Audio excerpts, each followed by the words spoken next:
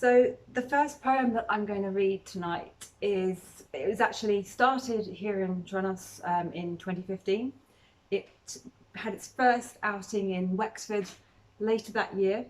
It was then completely rewritten, and it's now found a new home in between somewhere and nowhere.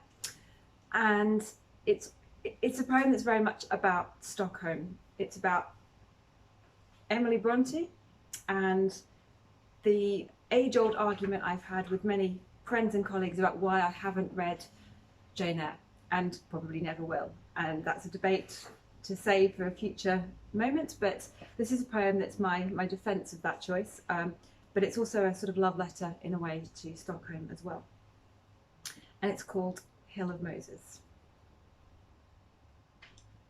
That argument about the Brontes, I'm thinking of it again. Of Emily, I mean, the unremarkable virgin. I'm thinking of her out of the blue, climbing the Hill of Moses. The Stockholm wind is like the wind of Howard Moor, loud, wild, a ravaging of snow-lit stone. I'm waiting in front of Katarina, the church burned twice and cursed, they say. I am dancing on its bloody foundations, her watchmakers and milkmaids, visiting them like now I am family. I bring flowers to strange graves. And let me tell you, as a rule, I do not write poetry. Some words last only as long as the light, which disappears fast here. But Heraclitus was wrong about rivers. Nothing changes quicker than light.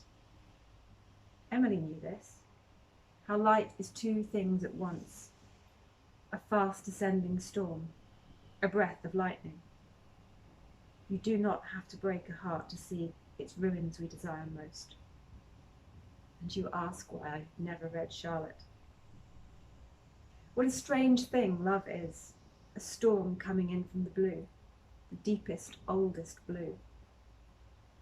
He shall never know how I love him, says Cathy, says Emily. Not because he is handsome, but because whatever our souls are made of, his and mine are the same. Emily will lure you into the dark, a friend once told me.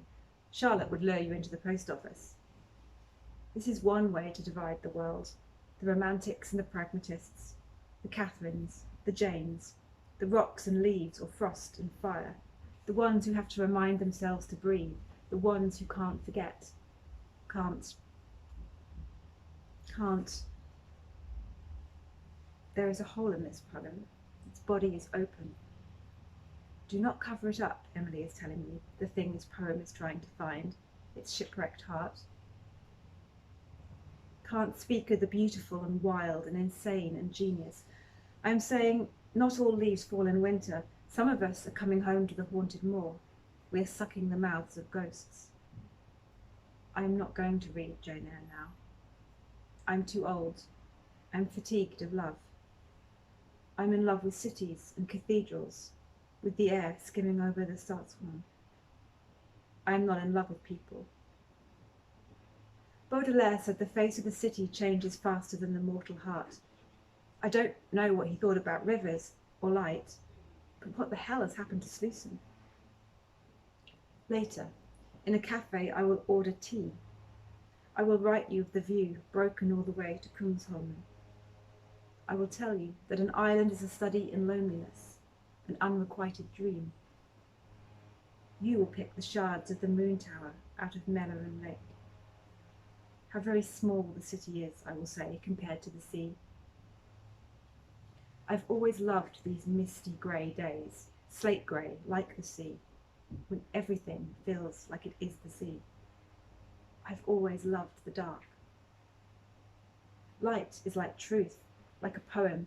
You never step into it the same way twice, but Heraclitus, I have no language for the darkness. I hide in it like fur. Our souls, yours, mine, so angry, so tired. Soon we will have stopped laughing, and you will no longer eat cake. Charlotte is talking so loudly. Mighty arrives, and Emily whispers that she prefers lemon in her Earl Grey. Careful, she is saying. The days in between where you are and where you want to be will have been your life.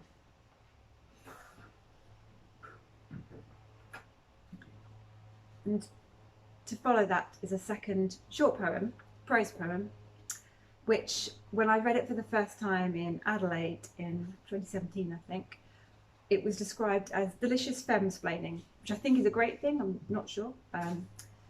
It's called Men Who Do Not Love Me Explain Love to Me.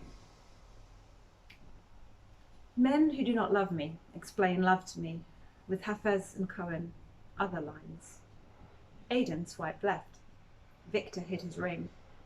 My girlfriend's not in town, Kamal said, sending views from Brozici, harems of gulls. At dawn I'd hold it out, my gasping heart, a ghosted fish. Some looked and made excuses, ran, not ready for this rare and unnamed thing. Then waited for my gills to heal. Oh, now they loved. No more leather jackets, mind changers, fire spinners, men who asked after my vagina. Don't give me real ink on real paper. I'm done fucking poets. A moratorium on that. The one I wanted most of all, what was he? Pirate? Devil? Staged the end. A cemetery at sunset, honeyed light. Such perfect Liebestod, you couldn't write it. And jammed our mouths, my bloodied lips, kissed me under the Moorish wall. Yes, I said, I just don't love you. Oh, but you will, I sighed, knowing the drill. You will. So the next three poems are a little bit shorter, and they continue in a way this sense of having a dialogue with other poets or philosophers, other writers, which seems to be becoming a bit of a theme of what I'm doing with my own poetry. But the first piece is a little bit melancholy, and it's a poem for my baby son, and it's called Seabed. She asked me if I needed anything, and aside from the thing I needed most, I told her, tea. I wanted tea. Her hand on the singing bowl of my belly pushed softly against the disaster, and I looked into the sonogram, as if it had all the answers, as if all the ancient equations were somehow explained in the way he was lying, drowned in the three folds of my womb. The tea came from the Himalayas. I imagined a full moon crowning. I drank my tea and read the National Geographic, quietly, because I was trained in grief and know that people do not like it to disturb them. Silver light came from the doors of people who had visitors.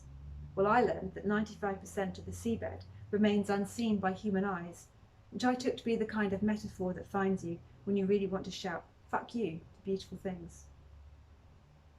Who wants an explanation of why seeing is not discovery? I do, I whispered to no one in particular, believing that soft sounds travel furthest. I thought of the secret wreckage of the seabed, the adventure silenced by weight. How you might think something was calling, the tropics or the reed-sharp howl of a wild bird high over a distant base camp. But it was just this, the unknown of the world, the corridors of the hospital in the ocean city. And if recovery were possible, you would accept anything. You would believe in sea spells and fish that fly between islands and the face of God on a clamshell. But I felt him move, I told the midwife, her hand still mapping the heart of him, until I saw it was an old current, the way desert sands shift, remembering songs of water and how once it flared through wide valleys, where palms now grow oblivious, knowing only silence and dust.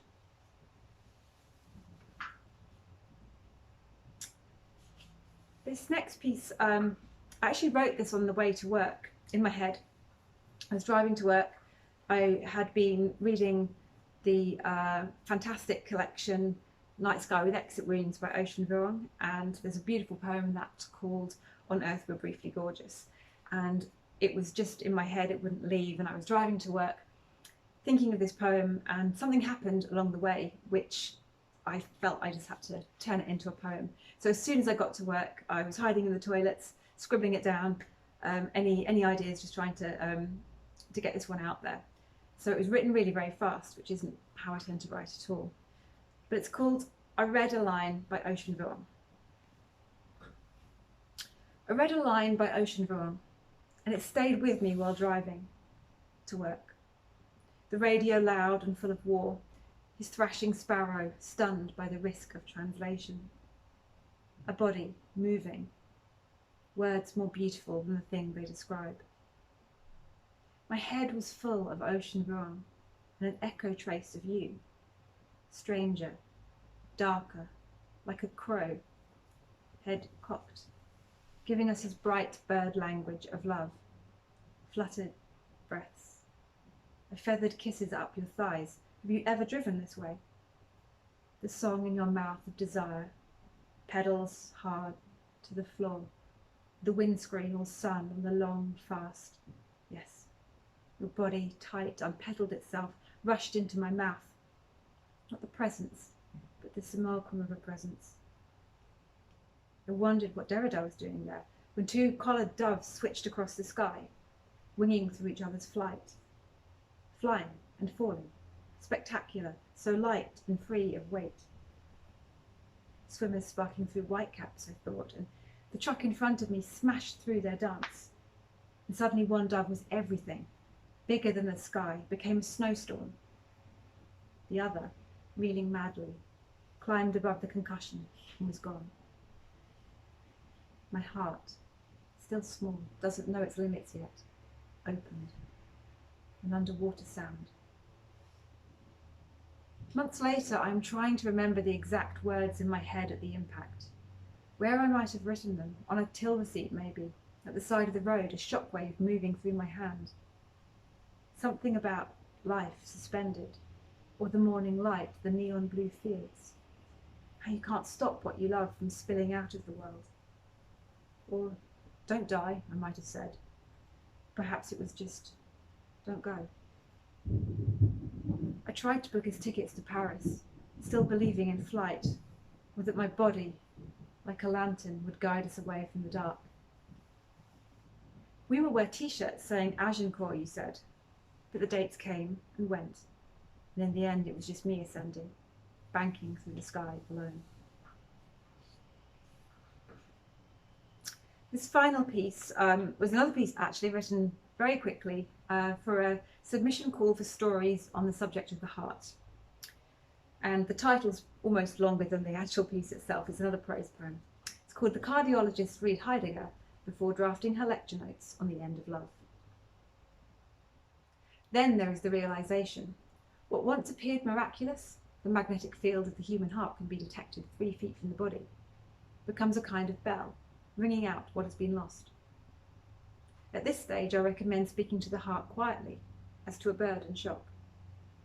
Only when fractured can we see the blazing scimitars kept in its basement, the curtains pulled over its stars. The patient in question reported taking multiple photographs of mountains, their tight limestone ribs clasped around invisible wonder.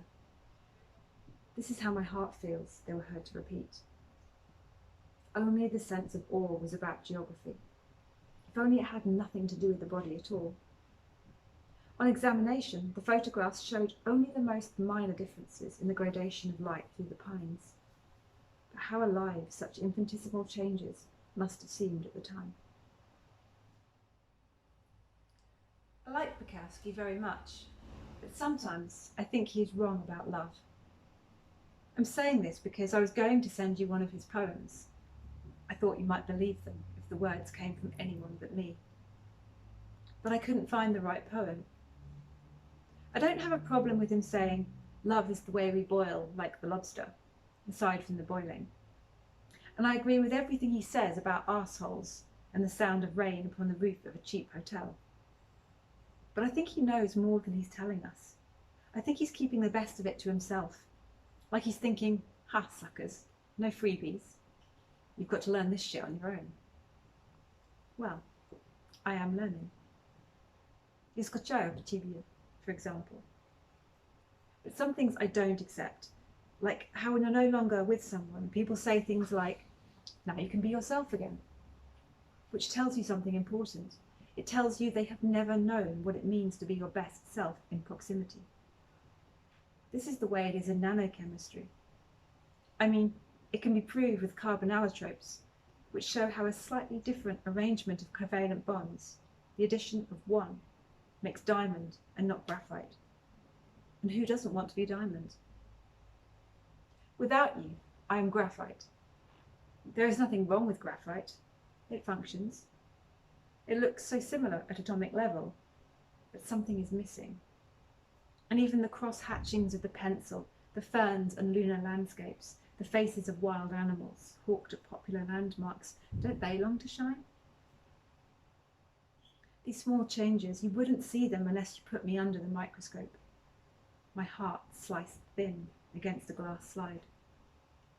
And even then, you might say, you're atomically sound. Stop complaining. Okay. I might tell Bukowski, Charlie boy, I might say, can I show you a room on the other side of the world? Can I show you its latticed shadows, the arch of a man's arse in the mirror? Love is 3 carbonate atoms covalently bonded, plus 1. Love is kissing a mouth that has vomited more than once, is adding so much to I love you at a railway station departure board. Love is the Midasuji line. Love is identical beds bought in English department stores and $130 spent on gin. Love is my clothes on your body. Love is winter light curling over the trees when you think it is summer. Love is grey pyjamas and a moat of platypus. Love is debating whether it is in fact platypi, or platypuses even. Love is the mime for lotus root, or Korean tourists shouting into a valley. Love is the Marrickville pause, and walking up Marion Street, walking the dogs of the future in your head. Love is a broken bowl, something special, something rare. Kiyowari, say. You might think it irreplaceable, but in the end it was just a bowl. And the real wonder is not that it was made, but that it was mended. That its breaking opens up its heart and powders it with gold. Love is being kissed before midnight and leaving RP in the ocean. No one will ever know what that means. This is how you know this poem is for you. Love is a breathing hole in the ice, humpback calves breaching the water's dark skin. A polar bear crying. I'm writing all these things and suddenly I see what Bukowski knew, something I overlooked at the start when I thought he was hiding the biggest secret of love. Love isn't a simile. It isn't like anything. Love is continuous, imperative. And yes, love is flying in jet airliners, I'll give him that. Every takeoff, every turbulent drop, the fear that is also excitement, is also ecstasy. It's what Freud would call penis envy. All that thrust from those Rolls-Royce engines travelling along your thighs, and love is the miracle of flight. This dangerous, beautiful thing, the faith you just have to have.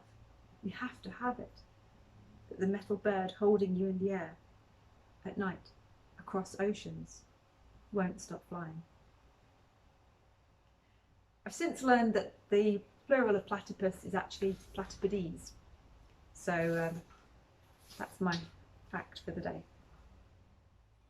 So this last piece, I've actually made a last minute change to what I was planning to read, just because there's always that beautiful synchronicity that seems to emerge out of readings, collective readings, where a thread seems to emerge and you don't know where it came from, but all of the pieces seem to be talking to each other and themes come up and repeated motifs and images keep recurring, and that's exactly what's happened tonight. And this piece strangely seems to speak to a lot of those. It's a piece that's set in Cornwall. There's this kind of a recurrent image of light that seems to keep coming back, the light and the dark that we've seen in a lot of the pieces tonight. It just feels like the right thing to read, but it is a little bit long, so it's going to totally max out my time, and hopefully my voice will survive for all of it. But it is called Here Is Not Where You Are, Felipe. This morning I wanted to write to you again, a letter that is becoming a photograph. I've been trying to picture you on the beach. Life study, Palace Cove, I am calling it. I'm struggling with the light, even though I told you I like to work against it, to submit to it, especially the anthemeric kind, moving from one state to another. It's harder in words. Incipient, this light. I'm widening my lens, the path to the beach in exhalation. Our feet tore a wet gauze of shells. We walked one behind the other, not like lovers at all. I was ahead, always ahead. The dog following us, weaving a line of gorse. We rescued her from Galatas that winter. I was speaking to her in Greek. Stamata, Lucia. Stop. I could have been talking to her or me, our shared name. Or time. I wanted to stop time, rub it between my fingers, gold as gorse, trapping its dust under my nails. Too much nature, Mondrian said of Cornwall. Sometimes I wonder this, if it is too much. The beauty. Landscape by itself is meaningless. Sometimes you need something ugly if you are to feel anything at all. Being beautiful in a beautiful world is easy, you said. I couldn't disagree. I wondered if you were not holding my hand because you were ashamed, or remembering, perhaps, where I first read your poetry. The library on West Road, its redolent vanillin, rosin, camphor, the distance between things, the books, our chairs, years. Impossible not to see the space, like breathing holes in ice. Someone had left a wine glass beside Approaches to Anthropology. I thought the words dark flames, fish among stars. But you pressed your endings home too hard. I told you, step off lightly. You walked out of the room and chose wait. I am lettering you now in chiaroscuro, the black and the white of you on the sand, a daguerreotype stippled with noise. Our own body at rest is a thing we can never see for ourselves. You are eluding silver halide, the ink in my pen. I'm thinking of Leonard Cohen's Gypsy Boy. I can say this now. It's a kind of time travel when your desire has forgotten itself and one night wakes up, a sleeping volcano. On the beach, my mouth catalogued your muscles, latissimus dorsi like alabaster, after Michelangelo, after Rodin, whose lover understood the beauty of the fragment, the synecdoche of the body, in a way that he could not, being whole, a man. Camille, I'm thinking of, only ever a part of his story, a blemish under his fingers. The cholera of men who are interested in art. Maddened at the edges, there is always something missing that torments me. That's how it is. There is always something missing from a scene that I cannot name. You talked about names, the trouble of speaking them aloud. I did not have a name for you, Felipe, so I have borrowed one. Lover of horses, from Philos, from Hippos, a synonym for God. In battle, the horses of Achilles wept for men, the human suffering, the wild, bloody transience of the mortal heart. Wild as a thing you are, the way gorse is wild, or fire. Who told me about the horses of Mongolia? They can enter dreams. Anyway, I don't believe it, that the only truly wild horses left in the world are found on these steppes, unchanged since the time of Genghis Khan. I've watched stallions on Dartmoor, the danger in their flanks, parting grass as if they were wind. I've seen you spin fire. You burn inside, Felipe, but your lips are cold. When I look it up, your name, I read this. They can rip you apart. They can do things in bed that no others can. I'm holding your name in my mouth, lightly as a hunting dog, its feathered prize tender in its teeth. A round stone, frail as sea glass. Oceanicos. I'm swallowing your language of heat and dust. I'm cutting my throat on its pines. Your eyes are like 2 glasses of water on a hot day. You lick me with 2 tongues. On the day you left, I round the coast path, a thing pursued, the ocean loud with the song of octopus and squid, and marlin, which is the sound of all animal longing, of heartbreak telegraphed through lonely deep-water halls. A map tacked to a tree, an insistence of a fixed point in the world. You are here. But the arrow marking my position was wrong, a little to the left, a geography misrecorded, which means here is not where I was. I thought of the mountains where you are not, the imprecise beauty of things in the wrong place, the forests of your words, the ones you sent in those violet winter hours before dawn. The line needed crossing, you said, pulling me over it. laying me down on soft nouns, the parched brush of Andalathea I've not seen. Inked wild tigers on paper, the sun through Pinsapo, metallic shadow 2 million years old. Light like a blade, like a tooth, my blood at your fingers, your mouth pressed to my cunt, whispered a gift. Alcachofa. I felt the word travelling my belly, my blood, the vena cava, the circumnavigation of my sternum, like the echo, they say, travels the length of Grand Central Station, as loud when it reached my tongue as when it left yours. I am looking at it now, in the mirror. El Coño, spread like an artichoke, one finger pressed to its raging leaves. I've never looked at it this way before, which is to say, at all. My fingers, strangers in a city of dervishes, cautious, as if walking a dark street, knowing the violence in the shadows. I've learned about desire by speaking of it, but what of love? What of all the silent white space in the heart? There was a poet who said, all human and broken things depend on perfection. Architects know this too, or rather the reverse, the appeal of the ruin, the way we believe everything to look more beautiful in decay, how the feeling of longing is stronger than that of having. The artist must be ready, said Rodin, to be consumed by the fire of his own creation. Felipe, I wonder what he would sculpt from our broken bed, this shipwrecked bed, its petrichor of sex, a scuppered hull, its water-licked sides, or the tiny starfish mouths. Catastrophe that follows wonder. Darling, he said, I would write to you of all the beautiful, deadly things in the world. I'm drawing you inside me, high as a spring tide. I'm breathing sand, which was once glass, which was quartz, shellfish the colour of plums, my bruised arms. You said you have two hearts, one to give away all the time to strangers. The other has never seen the light of day. You said this, but I cannot find either, not in the stars or by scratching at the floor. I'm like a child clutching at the string of a balloon. At Palace Cove you wanted to swim, but it was too cold for swimming. We arrived too early, the year still new. Such things I cannot photograph. The April sun, I mean its weariness, brittle as coral. The best you can do is an approximation. Something standing in for something else, the way we mistake love for absence or other discontents. We were dozing when we heard her bark, the dog. High up on the cliffs, quick-stepping its tilted spine. The ocean a deep pressure below, a storm inside an eye. Our bodies left fissures in the sand. I was running. These are the kind of things we remember years later, in the arms of other men, or when drinking tea. Quietly, these thoughts find us at the kitchen table, tired, our hearts temporarily alone. The news murmuring of nuclear war, music finds us this way, like a thief at the window. How you move with faith, Felipe. How for you there was time.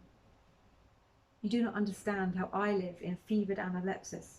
You do not need to. Time is what I do not have. I am always fearing conclusion. Its weight.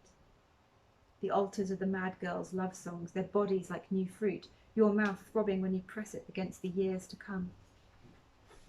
Years like eggs, yet to be. I long for lighter feet.